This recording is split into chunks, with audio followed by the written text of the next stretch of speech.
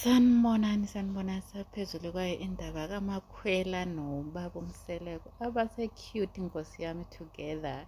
We can see lana they were busy playing i-bet and uMakwela uyatsho ukubana hayi yena she lost the bet but she's not going to pay the money. Uyatsho njena uMakwela ukubana hayi she has lost the bet but hayi nkosi yami yena she's not going to be paying that bet with money. She's going to find other ways to pay that money. Abase cute nkosi yami.